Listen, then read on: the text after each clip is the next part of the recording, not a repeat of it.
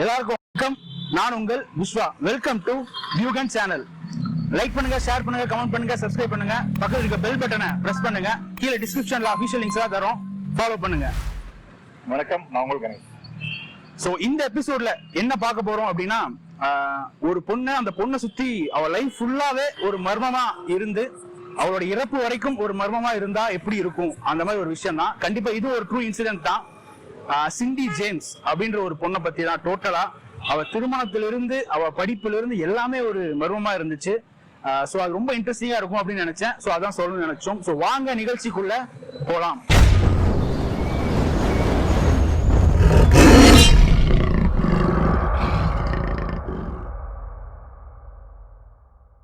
மச்சான், ஓப்பனிங் பாத்தீங்கன்னா வச்சுக்கோ, 1966 ஓபன் பண்ணா கரெக்டா இருக்கும்னு நினைக்கிறேன்டா.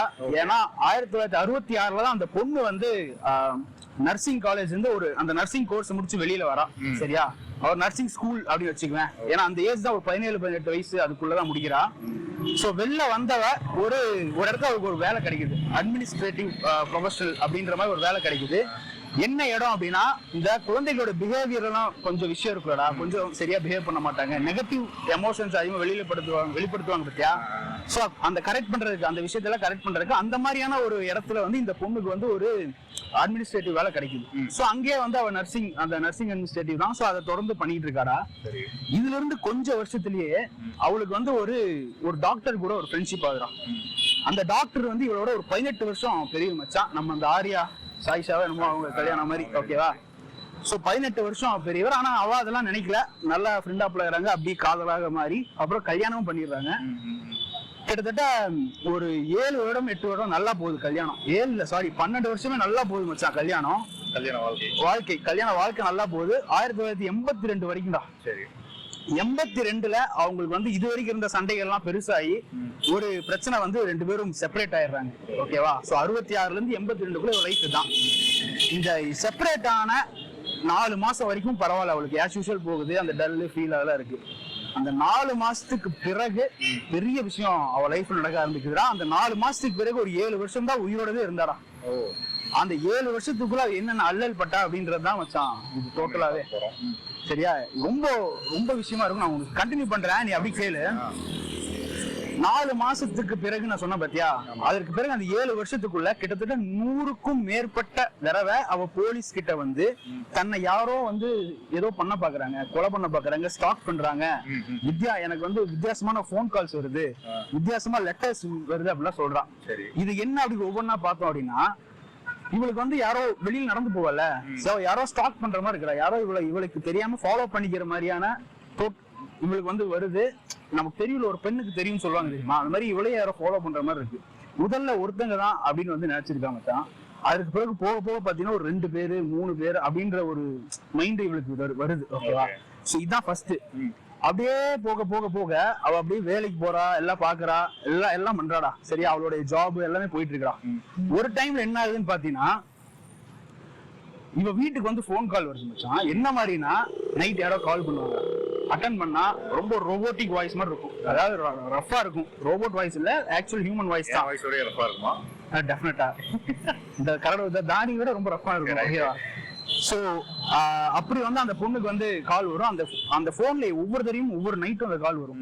வரும் பொழுது அது வந்து யூ ஆர் டெட் மீட் அப்படின்னு சொல்லுவாங்க அந்த போன் கால்ல. சரியா, அந்த ஆடியோ இருக்கு, காமிக்கிறேன். சோ அதுல வந்து அந்த யூ ஆர் டெட் மீட் அப்படின்னு சொல்லுண்டா மச்சான். அப்படின்னா நீ அவ்வளவுதான், நீ ஒரு செத்த இதுன்னு சொல்ற, முடிஞ்ச அவ்வளவுதான்ற மாதிரி. ஓகேவா, இன்னும் அது எக்ஸாக்டா சொல்லிக்க வேணா அந்த மாதிரி. சோ இப்படி அந்த பெண்ணுக்கு டெய்லி நைட் வரும்போது சைக்காலஜி அஃபெக்ட் ஆகும்ல, என்னடா இது அப்படியே வருது அப்படின்ட்டு. உங்க ஃப்ரெண்டு கிட்ட மட்டும் அதை ஷேர் பண்ற. அவளுக்கு ஒரு ஃப்ரெண்டு ஆக்னஸ்னு ஒரு ஃப்ரெண்டு இருக்கா. சோ அந்த ஃப்ரெண்டு கிட்ட மட்டும் அதை ஷேர் பண்ணிட்டு அப்படியே போக ஆரம்பிச்சான். ஆனா பயம் அவ லைஃப்ல அப்படி ஸ்டார்ட் ஆகுது. வியரான விஷயங்கள் நடக்குது. இப்போ சொல்லிடுறேன்டா, ரொம்ப பாக்குறதுக்கு நல்லா அழகா அப்படிலாம் இருக்கக்கூடிய பொண்ணுதான். போக போக அப்படி உடம்பு இழைச்சு உள்ளே ஆயிடுறான் மச்சான். தலை பெருசா இருக்க மாதிரி அவளுடைய வரும் அந்த 7 வருஷ கேப்ல. சோ இது இப்படி ஒண்ணு டார்ச்சர். அப்படின்னா அடுத்த டார்ச்சர்னா, திடீர்னு நம்ம வெளியில போற கதவை திறப்போம், இல்ல எதாச்சியா போறதுக்கு நம்ம மெயின் டோர் திறப்போம் இல்லையா, வெளில ஒரு லெட்டர் மாதிரி இருக்கும். இப்படி எடுத்து பார்த்தோம்னா, இந்த மாதிரி நீ செத்தன்ற மாதிரியோ, இல்ல நீ முடிஞ்சன்ற மாதிரியோ, இல்ல உன்னை வாட்ச் பண்ணிட்டு இருக்க ICU அப்படின்ற மாதிரி லெட்டர்ஸ் எல்லாம் இருக்கும். அப்போ அவங்க வீட்டு மெயின் டோர்லயே இல்ல ஜன்னல்லயே கூட விதவிதமான ஸ்டிக்கர்ஸ், இப்போ கலர் கலரா ஆல்பபெட் ஸ்டிக்கர்ஸ் இருக்குல்ல, ABCD அந்த மாதிரிலாம் சோ அந்த மாதிரி ஸ்டிக்கர்ல ஒட்டி வச்சிருப்பாங்க. இந்த மாதிரி நான் உன்னை பாத்துட்டு இருக்கேன், சரியா, ஐ கில் யூ, இந்த மாதிரி. புரியுதா? திடீர்னு உன்னோட இது நீ ஒட்டாம இருந்து யாரோ ஒட்டினா எப்படி இருக்கும், அந்த மாதிரி. சோ இது வந்து அவளுக்கு வந்து ரொம்பவே டார்ச்சரா இருந்திருக்காங்க. ஓகேவா? இப்படி அவட்ட ஃப்ரெண்டு கிட்டயும் ஷேர் பண்ணிட்டே வரா. அவளும் முடிஞ்ச அளவுக்கு யாரா இருக்கும் என்ன ஏதுங்கிறத வந்து கவனிச்சுட்டே தான் இருக்காரா. ஒரு கட்டத்துல போலீஸுக்கு போறாங்க. போலீஸ் வந்து அதை பிலீவ் பண்ண மாட்டாங்க. பிகினிங்லயே போலீஸ் அதை பிலீவ் பண்ற காரணம், போலீஸ் பாயிண்ட் ஆஃப் வியூல ஒரு மனுஷன் பேசும்போதே ஓரளவுக்கு உண்மை சொல்றானா போய் சொல்றானா அப்படின்ற ஒரு ரீதியில தானே பாப்பாங்க. அங்க இருக்கவங்க எஃபிஷியன்டா என்ன நமக்கு தெரியல போலீஸ். ஆனா அவங்க எடுத்துனே அதை பிலீவ் பண்ணல. சோ அவங்க நார்மல் கேஸ் இந்த மாதிரி ஒரு கேஸ் வந்தா பாக்குற மாதிரி அவங்க பிகினிங்ல இருந்து அதை ஹேண்டில் பண்ணலங்கிறது ஒரு குற்றச்சாட்டா இருக்கு. இதுக்கப்புறம் அவங்க வந்து என்ன பண்றாங்க அப்படின்னா, போலீஸ் கிட்டையும் போயிட்டு இன்னொரு சைட்ல வந்து போலீஸ் இப்படிதான் சொல்றாங்க, பல தடவை சொல்லியும் போலீஸ் வந்து இது சீரியஸா எடுத்துக்க மாட்டாங்க அப்படின்ற காரணத்தினால இன்னொரு சைட்ல வந்து போலீஸே அவங்க கிட்ட என்ன சொல்றாங்க, சரி ஓகேமா நீ இவ்வளவு சொல்றே இல்ல அப்படின்னு சொல்லிட்டு உங்க வீட்டுல பந்தோபஸ்து பாதுகாப்பு மாதிரி போடுறாங்க. அந்த பொண்ணு வீட்டுல ஒருத்தன் 2 பேர் 4 பேர் கிட்டத்தட்ட இது பல தடவை நடந்துருக்கு சொன்ன பத்தியா, 14 பேர் வரைக்கும் பந்தோபஸ்து போட்டிருக்காங்கடா. ஒரே நைட்ல 14 பேர் இருக்க மாதிரி கூட. எப்பெல்லாம் போலீஸ் அங்க பந்தோபஸ்து இருக்கோ அப்பெல்லாம் ஒரு தடவை கூட அப்படி நடக்கல. நெக்ஸ்ட் டே மார்னிங் அந்த பொண்ணுகிட்ட கேட்டா ஒண்ணும் இல்ல, நல்லாதான் இருந்தது, ஹாப்பி அப்படிங்கிறா. ஆனா பந்தோபஸ்து இல்லைன்னா தெரியுது. இதை பத்தி எல்லாம் அவங்க அம்மா கிட்ட, அந்த பொண்ணோட அம்மா கிட்ட பாருங்க இப்படி நடக்குது என்ன சொல்றீங்கன்னு கேட்கும்போது, யார் இதை சரியா பண்ணிட்டு இருக்காங்களோ அவங்க போலீஸையும் அவங்க வாட்ச் பண்ணிட்டு இருக்காங்கன்னு நினைக்கிறேன். அவங்க அம்மா ஒரு விஷயம் சொல்லியிருக்காங்க, அந்த பொண்ணோட அம்மா. சோ போலீஸ் இருந்தாலுமே அதை வந்து மைண்ட்ல வந்து எடுத்துக்கல. ஓகேவா? இப்ப இந்த பொண்ணுக்கே மறுபடியும் வருவோம். இந்த பொண்ணு ரொம்ப அலறலா இருந்துகிட்டு இருக்கா, வீட்டுல இப்படியே பிரச்சனைகள் போகுதுன்னு சொல்லிட்டு ஒரு நாள் இந்த மாதிரி ஒரு எண்ணத்துல இருக்கும்போதுடா இந்த ஆக்னஸ்ன்ற பொண்ணு ஒரு நாள் வீட்டுக்கு வராமச்சான். வீட்டுக்கு வந்து கதவை தட்டுறா, திறக்கவே மாட்டீங்கடா, கதவை திறக்கவே மாட்டீடா. சரியா? அப்போ என்ன பண்றான்னா, சரி ஜன்னல் வெளியே போனா ஜன்னல் வெளியே யாரும் இல்ல, பின்னாடி ஏதோ லைட்டா சவுண்ட் வருது, அதாவது பேக் யார்டு இருக்கும் பத்தியா அங்க. சோ அந்த பொண்ணு அங்க பேக் யார்டுக்கு போய் பாக்குறாடா. பார்த்தா இவ வந்து கை கட்டப்பட்டு கழுத்துல வந்து நைலான், பிளாக் கலர் நைலான் இருக்கும் பத்தியா கயிறு, அது வந்து சுத்தின மாதிரிலாம் இருக்கு. உடனே போய் எல்லாம் பிரிச்சு விட்டு எடுக்கிறா. எடுத்துட்டு என்ன ஏதுன்னு கேட்கலாம் மச்சான். கேட்டா இல்ல நான் வந்து ஏதோ ஒண்ணு எடுக்க வந்தேன், அங்க பின்னாடி வந்து கார்டன்ல வந்து ஒரு ஷெட் மாதிரி இருக்கும் பத்தியா, ஏதோ எடுக்க வந்தேன். அப்ப வந்து யாரோ வந்து ஒருத்தர் பின்னாடி இருந்து என்ன அட்டாக் பண்ணான். நான் வந்து திரும்பி பாக்குறதுக்குள்ள நான் திரும்பி பார்க்க விடாம கைத்தெல்லாம் போட்டான். ஆனா நான் கால் பார்த்தேன், ஒயிட் கலர்ல ஷூ போட்டுருந்தான் அப்படின்ற மாதிரி அவ சொல்றா மச்சான். இதுதான் அவ சொன்னது. ஓகேவா? சோ இப்படி வந்து அவ வந்து சொல்லியிருக்கா. இதற்கு பிறகு அவ அப்பவே அந்த ஃப்ரெண்டு கிட்ட என்ன சொல்லியிருக்கா அப்படின்னா, இது எனக்கு மட்டும் நடக்கல, என்னோட நம்ம நாய்க்குட்டியை வளர்த்துற ஒண்ணு அதுக்குமே நடந்திருக்கு. என்ன நடந்துச்சு அப்படின்னா, நேத்து நடந்துச்சுன்ற மாதிரி ஒரு விஷயம் சொல்லியிருக்காடா. என்னன்னா அந்த நாய் இருக்கு பாத்தியா, அது வந்து இதே மாதிரி கழுத்துல வந்து கைத்து வந்து டைட்டா கட்டப்பட்டு ரொம்ப டல்லான ஒரு நாய் இதே மாதிரி ஒண்ணு நடந்திருக்கு. சோ நடந்த உடனே இது வந்து இப்போ இவ ஃப்ரெண்டு சீரியஸா எடுத்துக்கா. ரொம்பவே முன்னாடி என்னதான் சொல்லிட்டு இருந்தா சீரியஸா இருந்தாலும் ஏதோ ஒண்ணு பண்ணணும்ன்ற மாதிரி. இதற்கு பிறகு இந்த சிண்டி ஜேம்ஸ் வந்து ஒரு டிடெக்டிவ், அவளே பிரைவேட்டா டிடெக்டிவ் வந்து அப்ரோச் பண்ணி ஓகே பண்றாங்க மச்சான். அவரு பேர் வந்து ஆசி அப்படின்னு சொல்லி அவர் பேரு. ஓகேவா? ஆசி கபன். இந்த ஆசி கபன் வந்து ஒரு டிடெக்டிவா இவருக்கு ஓகேன்னு சொல்றாரு, ரெடியா இருக்காரு. அவரு வந்து இந்த பிரச்சனை எல்லாம் என்னன்னு கேட்டுட்டு ஓகே நான் வந்து ரெடி பண்ணி தரேன். வீட்டுக்குள்ள வந்து ஃபுல்லா சவுண்ட் சிஸ்டம் செட் பண்றாரு. என்ன அதுக்கப்புறம் வந்து இவர் கையில ஒரு போன் மாதிரி, ஓகேவா, இவன் கையில ஒரு போன் மாதிரி, போன் இல்ல சம்திங் அந்த இது இருக்கும் பாத்தியா வாக்கி டாக்கி மாதிரி, உனக்கு எதாவதுன்னா நீ ஒரு பட்டன் வந்தீங்கன்னா நான் எங்கதான் எனக்கு அதை கேட்கும், நான் ஓடி வந்துடுறேன் அப்படின்னு சொல்றேன். சரியா? சரி ஓகேன்னு சொல்லி இந்த மாதிரி செட்டப் எல்லாம் பண்ணி இவளுக்கு தெம்பா பண்ணி கொடுத்துருக்காரா. இப்படி ஒரு நாள் வந்து இவர் வந்து ஒரு பிரைவேட் வீட்டுல இருக்காரு. இவருடைய வாக்கி டாக்கி வந்து சிறுன்னு ஆன் ஆகுது. சவுண்ட கேட்டோம்னா இவர் டக்குன்னு எடுத்து வச்சுட்டு கார் எடுத்து கிளம்புறாரு. ஃபியூ கிலோமீட்டர்ஸ் தான் அந்த பொண்ணு. கொஞ்சம் இப்படி போய் அந்த வீட்டுக்குள்ள இறங்கி போய் கதவை திறக்கல, ஜன்னல் வெளியே போய் பாக்கலாம்னு சொல்லி ஜன்னல மூடி இருக்கு. கஷ்டப்பட்டு திறந்து பாக்குறாரு. பார்த்தா உள்ள வந்து அவ வந்து பாத்தீங்கன்னா கீழே படுத்திருக்கா, மயங்க நிலையில இருக்கா, கையில ஒரு கத்தி ஏறி இருக்கா. சரியா? இப்படி படுத்திருக்கானா, கையில ஒரு கத்தி ஏறி இருக்கு. என்ன பண்றதுன்னு தெரியாம கதவை கஷ்டப்பட்டு உடைச்சு உள்ள போயிடுறது. போய் பார்த்தா இவ வந்து பெயிண்ட் ஆயிருக்கா. இப்ப இவளை தூக்கி ஹாஸ்பிட்டல் அப்படி இப்படின்னு கொண்டு போறாங்க மச்சான். சரியா? அப்புறம் போலீஸ் எல்லாம் அங்க வந்துருது. இவரு கம்ப்ளைண்ட் கொடுத்துருப்பாருல. சோ போலீஸ் எல்லாம் வந்துருது. வந்து பார்த்து என்ன ஏதுன்னு கேட்டா, இந்த மாதிரி நான் வந்து ஒருத்த வந்து அட்டாக் பண்ணா.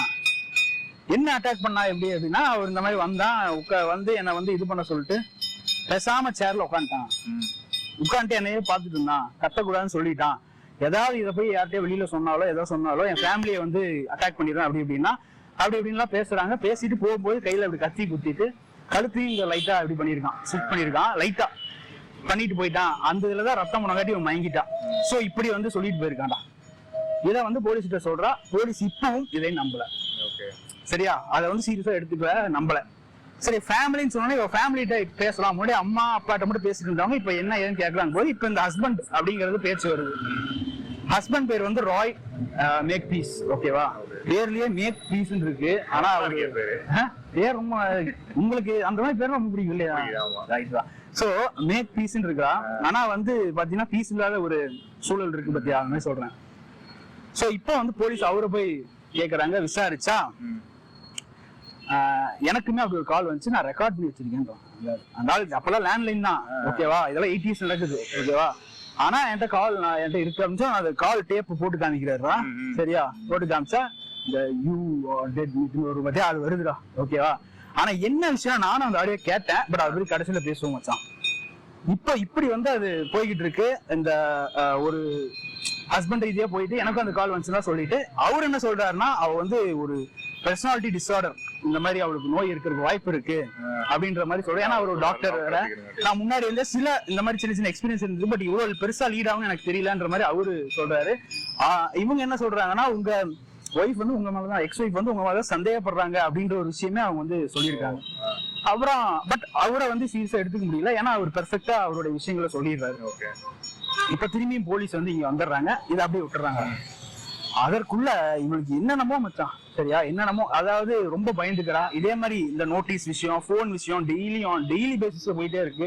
வெளியில போனா ஃபாலோ பண்றாங்க. வீட்டுல இருந்தா நைட் நேரத்துல சவுண்ட் எல்லாம் கேக்குது, தூங்கவே முடியல. போய் ஜன்னல் வெளியேட்டி பார்த்தா யாரும் இல்ல அப்படின்லாம் சொல்றா. எங்க ஓடுவீங்க, வெளியில தான் இருக்காங்களாமே. ரைட் தான் மச்சான். சரியா, இப்படி வந்து அவளுக்கு நடக்குதுடா. சோ இப்ப என்ன பண்றா, ஒரே விஷயம் பண்ணும் இவளுக்கு என்னன்னா, இது வந்து விட்டுட்டு போயிடணும், ஏதாவது நடக்கணும்னு சொல்லிட்டு இதுல இருந்து கொஞ்சம் வருஷங்கள் முன்னாடியே என்ன பண்றா, பேர் மாத்திரா, கார் இது மாத்திரா, பெயிண்ட் மாத்திரா, நம்பர் மாத்திரா, வீட மாத்திரா, இப்படி எல்லாம் அவர் நிறைய ட்ரை பண்ணிருக்கா அவங்களோட தடவை. ஆனா எதுவுமே இது எங்க போனாலும் இது நடக்குதுடா. ஓகேவா, எங்க போனாலும் இதே மாதிரி நடக்குது. அதான் காரோட முன்னாடி இருக்கும் பாத்தியா, விண்ட்ஷீல்டோ சம்திங், அங்கெல்லாம் கூட ஒட்டி வச்சிருக்காங்க இந்த மாதிரி எல்லாம். சோ இவளுக்கு எங்க போனாலும் ஏதோ ஒரு நடந்துகிட்டே இருக்குன்றது வந்து இவனால புரிஞ்சுக்கவே முடியல. இப்ப என் ஃப்ரெண்ட் என்ன சொல்றா, சரி நான் வந்து உங்க வீட்டுல தங்குறேன், சரியா, அப்படி என்ன நடக்குதுன்னு பாப்போம் அப்படின்னு சொல்லி ஃப்ரெண்ட் ஒரு முடிவு எடுக்கிறா. ஓகேவா, கதை கேட்க வர மாதிரி வந்து தங்குறாங்க இல்லையா, இதுக்கெல்லாம் ஒண்ணும் பதில் இல்ல மச்சான். சரியா மச்சான், அவங்க வந்து வீட்டுல வந்து தங்குறா. அந்த ஆக்னஸ் வந்து அன்னைக்கு நைட் வீட்டுக்கு வந்து தங்குறா. ஆக்னஸ் மட்டும் வரல, இதுலதான் மேட்ரு. ஆக்னஸ் கூட அவங்க ஹஸ்பண்ட் வராரு, டாம் அவரு. ஓகேவா, சோ அவரும் வராங்க. ஃபுல் நேம் ஆக்னஸ் உட்காக், அவர் டாம் உட்காக். சோ வீட்டுல வந்து தங்கலான்ட்டு வராங்கடா. வராங்க, டின்னர் சாப்பிடுறாங்க, ஜாலியா பேசுறாங்க. அவளுக்கும் கொஞ்சம் இதமா இருக்கு, ஃப்ரெண்டுக்கும். இப்படியே மாதிரி போயிட்டு இருக்கு. சரியா, ஒரு டைம்ல வந்து தூங்க போலாம் அப்படின்னு போனோம்னா, மேலேயே 2-3 பெட்ரூம் இருக்குடா, கீழே வேற ஒரு பெட்ரூம் இருக்கு. 3 பெட்ரூம் இதுன்னு வச்சுக்குவேன். எல்லா வசதியும் செஞ்சு வச்சிருக்காங்கப்பா. அதாவது பெட்ரூம் பார்த்து நீங்க ஓட்டலாம். அதான்டா. அப்போ இந்த மாதிரி ஒரு விஷயங்கள் இருக்கும்போது நான் மேல போய் இவங்க படுத்துக்கிறாங்கடா. ஆமா, இவளுமே மேலதான் படுத்துக்கிறா. ஓகேவா, அந்த ஹஸ்பண்ட் ஒய்ஃப் மேல தூங்கிட்டு இருக்கும்போது திடீர்னு ஏதோ ஒரு சவுண்ட். இது வந்து ஒரு நைட் 2 மணின்னு வச்சுக்கேன். நைட் 2 மணி. இல்ல ஹஸ்பண்ட் ஒய்ஃப் தனி ரூம், இந்த பொண்ணு வந்து தனி ரூம். பட் என்ன விஷயம், 3 பேரும் மேல ஃப்ளோர்ல தான் இருக்காங்கன்னு சொல்ல வரேன். நைட் ஒரு 2-2:30 மணின்னு வச்சுக்கேன். பயங்கரமான சவுண்ட் கேக்குதுடா. ஏதோ டக்குன்னு முழிச்சு பாக்குறாங்க. சர்றன்லாம் சவுண்டு, வாசம் வித்தியாசமா இருக்கு. அப்புறம் அப்படியே வந்து அவங்க போயிட்டு அவங்க அப்படியே வந்து பாத்துட்டு என்னன்னு சொல்லி தெரியல, கீழே போய் பார்த்தா வீடு எரிஞ்சுட்டு இருக்கு. வீடு இல்ல, வீட்டு கீழே இருக்கு குடோன்ல. அங்கெல்லாம் அந்த குடோன் மாதிரி வச்சு கேரேஜ் அப்படின்னு சொல்லுவாங்க, அது மாதிரி எரிஞ்சிட்டு இருக்குடா. இப்ப வந்து என்ன அப்படிங்கும்போது பார்க்கும்போது என்ன பண்ணலாம்னு தெரியல. இவங்க 2 பேரும் ஓடி போய் லேண்ட்லைன் எடுத்து கால் பண்ணலாம் போலீஸ்க்கு அப்படின்னு நினைக்கிறாங்கடா. போலீஸுக்கு கால் பண்ணலாம் நினைக்கும் போது திடீர்னு ஒரு என்னன்னா, லேண்ட்லைன் வந்து ஒர்க் ஆகல. பட் இதே மாதிரி முன்னாடி நடந்திருக்கு. அவ்வளவு நிறைய சொல்லியிருக்கா, நான் போலீஸ் கூப்பிடலாம் நினைக்கிறேன், ஆனா வந்து போக மாட்டேது அப்படின்னு. சோ இப்படி இருக்கும்போது மச்சான் என்ன பண்றான்னா, சரி ஓகேன்னு சொல்லிட்டு இவங்க லேண்ட் எடுக்கலடா. உடனே ஹஸ்பண்ட் ஒய்ஃப் 2 பேருமே கீழே ஓடி வராங்கடா. கீழே ஓடி வந்து பார்த்தா உள்ள யாருமே இல்ல. ஆனா கேரேஜ் வந்து ஃபுல்லா ஃபயர் ஆயிருக்கு பயங்கரமா. சரி இவ இருப்பாலும் நினைச்சுதானே வருவாங்க. இல்லன்னு சொன்னா 2 பேரும் கஷ்டப்பட்டு வெளில வந்துடுறாங்கடா. வீட்டுல இருந்து வெளில வந்துட்டாங்க. அந்த ஒய்ஃப் வந்து கொஞ்சம் மயக்க நிலையில இருக்கா. ஏன்னா ஸ்மெல்லு அவளை வெளியிலேயே வச்சுட்டு ஒருத்தங்க நின்று இருக்கான்டா, வீட்டுல இருந்து இதா வீடுடா, வெளில ஓடி வந்துட்டேன், அங்க ஒரு நின்று இருக்கான். என்ன ஒண்ணு சார் சார் இந்த மாதிரி காப்பாதுங்க, போலீஸுக்கு கால் பண்ணுங்க, என்னாச்சுன்னு தெரியல, இந்த மாதிரி எப்படின்னு கத்துவோம் இல்ல, அப்படி எல்லாத்தையும் கேட்டே இருந்தோம். ஓடிட்டான்டா. அப்ப அவன் தான் பத்த வச்சிருப்பான். அப்படி வந்து நினைக்கிறதுக்கு வாய்ப்பு உண்டு. அவனும் சஸ்பெக்ட் லிஸ்ட்ல இருக்கான் சொல்றேன். அப்ப வந்து இவங்க அப்படி ஓடிட்டான். அம்பாட்டி எல்லாத்தையும் கேட்டுட்டு அப்படி ஓட்டானா. இவனுக்கு என்ன பண்றான்னு தெரியல. அப்புறம் போலீஸ் அக்கம் பக்கம் எல்லாம் டக்கு டக்குன்னு, ரொம்ப பக்கம் பக்கம் வீடு இல்ல, டிஸ்டன்ஸான வீடு தான் அது ஏரியா. அப்புறம் பக்கத்துல இருக்கவங்க எல்லாத்தையும் கூப்பிட்டு வந்தாச்சு. இப்ப வந்து இது பண்றாங்கடா, இப்ப வந்து போலீஸ் எல்லாம் வந்துருச்சு, பாத்துட்டு இருக்காங்க. இன்னும் அவளை காணோம். நீ மறந்த வழியா இந்த 2 பேர் தான் ஹஸ்பண்ட் ஒய்ஃப் பேசிட்டு இருக்காங்க. அவளுக்கு அதுதான் மிஸ்டரி. பார்த்தா அப்படி நைட் 2:30 மணி 3 மணியா மேல டைம்ல எங்க போனான்னு தெரியல. போலீஸ் அதுக்குள்ள இவ வர்றதுக்குள்ள என்ன கண்டுபிடிச்சிட்டாங்கன்னா, உள்ள இருந்தாதான் தீ பத்தப்பட்டிருக்கு. ஏன்னா மச்சான் உள்ள வந்து பத்தல அப்படிங்கிற மாதிரி அதுல ஒரு சின்ன விஷயம் இருக்குடா. நம்மளை பொறுத்த வரைக்கும் ஸ்மார்ட் தான், பட் போலீஸ் விஷயங்கள் பொறுத்த வரைக்கும் இது வந்து பேசிக்கா கூட இருக்கலாம். ஜன்னல் வெளியே யாராவது வந்துட்டு போயிருக்காங்களான்னு அந்த மணல் தூசி எல்லாம் இருக்கும் பத்தியா ஜன்னல்ல, அதுல வந்துட்டு போயிருந்தா அதெல்லாம் நகர்ந்துருக்கும், தூசி டிஸ்டர்ப் ஆயிருக்கும். அதெல்லாம் செக் பண்ணி யாருமே உள்ள வரலன்றத முடிவு பண்றாங்கடா. இந்த வழியா யாரும் வரவும் இல்ல, குடோன் வெளியே யாரும் போகவும் இல்ல, சரியா, கேரேஜ் வழியா. இப்ப இவளை காணோம் எல்லாம் பாத்துட்டு இருக்காங்க. அப்படியே நாயை வாக்கிங் கூட்டு போயிட்டு வந்துட்டு இருக்கா நைட்டு 3 மணிக்கு. இவ்வளவு சுத்தி பல வருஷமா இவ்வளவு விஷயங்கள் போயிட்டு இருக்கு. நாயை வாக்கிங் கூட்டு போயிட்டு வரலாம் 3 மணிக்கு. நாயை கூட்டு போய் ஜாலி பண்ணிட்டு மாபி சரியா, இப்படியான விஷயங்கள் வந்து போயிட்டு இருக்கிறான். இப்படிங்க போது என்ன சொல்லுவேன். அப்புறம் வந்து மறுபடியும் என்கொயரி பண்ணிருக்காங்க. இல்ல எனக்கு ரொம்ப ஒரு மாதிரி ஸ்ட்ரெஸ்ஃபுல்லா இருந்தது, நான் அதனாலதான் போனேன், இது எப்பவுமே நான் போவேன், இந்த மாதிரி எல்லாம் போவேன்னு சொல்லியிருக்காங்க. அப்போ போலீஸ் எப்படி இவ்வளவு விஷயம் உங்க சுத்தி நடக்கும்போது எப்படி நீங்க தனியா தனியா வீட்டுல இருக்க முடியல தானே யாரையோ கொண்டு வச்சிருக்காங்களே அப்படின்னா சொல்லியிருக்காங்க. ஆனா அவர்கிட்ட ஒண்ணும் வாங்க முடியல. சரி அந்த எக்ஸஸ்மெண்ட் சொன்னானேன்னு சொல்லி சைக்காட்ரிஸ்ட் கிட்ட எல்லாம் மறுபடியும் அப்ளை பண்ணி ஒரு 10 வீக்ஸ் இவ வந்து சைக்காட்ரிஸ்ட் கிட்ட இருந்து டெஸ்ட் எல்லாம் எடுத்திருக்காங்க. இவருக்கு எந்த பிரச்சனையும் இல்ல, அனுப்பிச்சு வச்சுட்டாங்கடா. சரியா, இப்படியான காலகட்டத்துல அந்த 10 வாரத்துக்கு பிறகு வெளியில வந்தவ ஒரு மே மாசம் 1989 மே 25ஆம் தேதி இவளை காணவில்லை அப்படின்னு ஃப்ரெண்டு எல்லாம் வராங்க, வீட்டுல பாக்குறாங்க, அங்க பாக்குறாங்க, எங்கேயுமே காணோம். 25ஆம் தேதி ஜூன் 3ஆம் தேதி வரைக்கும் இவளை காணோம்டா. ஜூன் 3ஆம் தேதி இவ கார் கண்டுபிடிக்கப்படுது. கார் வந்து ஒரு சூப்பர் மார்க்கெட்டுக்கு பார்க்கிங் இருக்கும் பாத்தியா, அங்க ஏரியால நிக்குது காரு. சோ இங்கதான் நிக்குதுன்னு கண்டுபிடிச்சிட்டு இவங்க என்ன பண்றாங்க, அந்த போலீஸ் வந்து உள்ள போய் பாக்குறாங்க. டிரைவர் டோர் இருக்கும் பாத்தியா, அங்கேயே வந்து பிளட் இருக்குடா. சரியா, அந்த பிளட் டெஸ்ட் பண்ணி பார்த்தா இவ பிளட் தான். அப்புறம் உள்ள எல்லாம் என்ன இருக்குன்னு பார்த்தா ஏதோ சாமானங்கள் எல்லாம் வாங்கி வச்சிருக்கா, கிராசரிஸ் அது, அப்புறம் ட்ரெஸ் ஏதோ வச்சிருக்கா வாங்கி. சோ அதெல்லாம் இருக்குடா உள்ள, எல்லாம் இவளுக்கு வாங்கப்பட்டது. ஆனா ஒரு கிஃப்ட் பாக்ஸ் மாதிரி ஒண்ணு வாங்கி வச்சிருக்கா, அது யாருக்குன்னு தெரியல, மேல எதுவும் ஸ்டிக் பண்ணல. ஓகேவா, யாருக்காவது ரீசெண்டா இவ்வளவு சுத்தி இருக்கவங்க பர்த்டே வருதான் விசாரிக்கிறாங்க, யாருக்குமே இல்ல. பர்த்டே ஆர் மேரேஜ் வருதான் விசாரிக்கிறாங்க, ஆனா யாருக்கும் இல்ல. சோ இதற்கு பிறகு ஒரு 1-2 நாள்லயே 5ஆம் தேதி போல ஒரு இடத்துல கண்டுபிடிக்கிறாங்க இவளுடைய பாடி வந்து ஒரு இடத்துல இருக்கலாம். அது வந்து இந்த மாதிரி ஒரு ரோடு ஃபுல்லா இருக்கும் தான்டா. ஆனா இங்க கொஞ்சம் காடு மாதிரி இருக்கும் பாத்தி, இப்ப தண்ணி இருக்கு, அது மாதிரி காடு மாதிரி இருக்கும். அந்த மாதிரி ஒரு ஏரியா தான். அதற்குள்ள ஒரு சின்ன பாடஞ்சு பங்களா மாதிரி. அதற்கு முன்னாடியே கிடக்கு. எப்படின்னா 2 கை பின்னாடி கட்டப்பட்டிருக்கு, என்ன அப்படியே செத்து கிடக்குறா. அதே மாதிரி கருப்பு நைலான் இருக்கு. நாய்க்கு நடந்தது அப்புறம் இவ்வளவு நடந்தது இருக்கு, கருப்பு நைலான் இருக்கு. அந்த நாய்க்கு நடக்கும்போது அதுக்கு இவளுக்கு நினைச்சுன்னு சொன்ன பாத்தியா, அப்பவே நான் ஒண்ணு சொல்லடா ஆரம்பிச்சான். என்ன தெரியுமா, இன்ஜெக்ஷன் அவ கையில இன்ஜெக்ஷன் ஸ்பாட் இருந்திருக்குறா. சரியா, அதே மாதிரி இப்போ இருக்கு. சோ டெஸ்ட் எல்லாம் பண்ணி பார்த்தா மார்பின் அது போக இன்னும் அதே மாதிரியே பல ட்ரக்ஸ் எடுத்து அவ செத்து போயிருக்கா அப்படிங்கிறது வந்திருக்கு. போலீஸ் வந்து கேஸ மூணுமே அப்படின்னு சொல்லி சூசைட் அப்படின்னு சொல்லி மூட்டாங்கடா. ஆனால் ஒரு கையை நீயே கட்டிட்டு எப்படி சாக முடியும்? இல்ல நீ அந்த இன்ஜெக்ட் பண்ணது பிறகு எப்படி அவ்வளவு பெர்ஃபெக்ட்டா கையை கட்டிட்டு முடியும்? அதற்கு பிறகு கழுத்துல வேற இதை கட்டி இருக்கு. இதெல்லாம் இப்படி ஒருத்தங்க செஞ்சிருப்பாங்கன்ற கேள்வி பல பேர்த்துக்கிட்ட இன்னைக்கு இருந்துட்டுதான் இருக்கு. ஆனா அதுக்கு பதில் இல்லடா. அன்னைக்கெல்லாம் இவங்களை கண்டுக்காத இவங்க ஃபேமிலி சும்மா இவங்க நடக்கிறத சொல்லி பேசிட்டே இருந்தாங்களே ஒழிய ஒரு அக்கறையா போய் ஒரு கேர் எடுத்தோ அந்த மாதிரி விஷயங்களை வந்து அந்த ஃபேமிலி பண்ணாம விட்டாங்க. ஆனால் அதற்கு பிறகு இவங்களோட சிஸ்டர் இருக்காங்க, அவங்க வந்து இதை பத்தி ஒரு நாவல் எழுதி இன்றைய வரைக்கும் இவளுக்கு என்ன ஆச்சுங்கிறத நம்ம நெட்டிசன்ஸ் எல்லாம் இருப்பாங்க பத்தியா, அவங்க கிட்டையும் முடிஞ்ச அளவுக்கு கவர்மெண்ட் கிட்டையும் அப்ரோச் பண்ணி பார்த்துக்கிட்டே இருக்காங்க. 89 நடந்துச்சு, இப்ப எவ்வளவு 32 வயசு உங்களுக்கு இருக்கிற உங்க. சோ அதனால சோ இப்படி இருக்கும்போது இந்த பிரச்சனைகளுக்கு வந்து ஒரு தீர்வு இல்லை. ஆனா அவங்க வந்து ட்ரை பண்ணிட்டு தான் இருக்காங்க. கிட்டத்தட்ட பாரு அந்த பொண்ணுக்கு ஒரு வாழ்க்கை ஃபுல்லாவே ஒரு மர்மமா போய் கடைசி வரைக்கும் அவங்கனால அதுல இருந்து 12 வருஷம் நல்லா வாழ்ந்துட்டு அதுக்கப்புறம் கம்ப்ளீட்டா. பட் என்னன்னா இவங்களுக்கு ஏதோ பிரச்சனை இருக்குன்னு சொல்றாங்க. சரியா, ஏதோ மெடிக்கல் ரீதியா இவங்களுக்கு இஷ்யூ இருக்கும் அப்படிங்கறதையும் போலீஸும் என்னன்னா கடைசி வரை இன்று வரை அதான் அவங்களே ஸ்டேஜ் செய்யப்பட்ட விஷயங்கள் தான், எல்லாமே அவங்களே செய்யப்பட்டது தான். நாங்க இருக்கும் உண்மை நடக்கல, எப்படி இன்னொரு தடவை வந்து நடக்கும்? எல்லாமே ஒரு தனி மனிதன் அவங்களால பண்ணக்கூடிய ஒரு விஷயம் தான் போலீஸ் சொல்றாங்க. ஆனா அவங்க டெட் பாடியை தவிர அந்த டைம்ல அது அவங்க டெட் பாடி விஷயங்கள் தனியா பண்ணிருக்க முடியுமா அப்படின்றது பெரிய கேள்விக்குறியா இருக்கு. சோ இதுதான் இந்த எபிசோட்ல சொல்ல நினைச்சோம். மீண்டும் அடுத்த எபிசோட்ல இன்னொரு சுவாரஸ்யமான விஷயம் உங்களை சந்திக்கிறோம். அதுவரை உங்களுக்கு விடுவது உங்கள் விஸ்வா.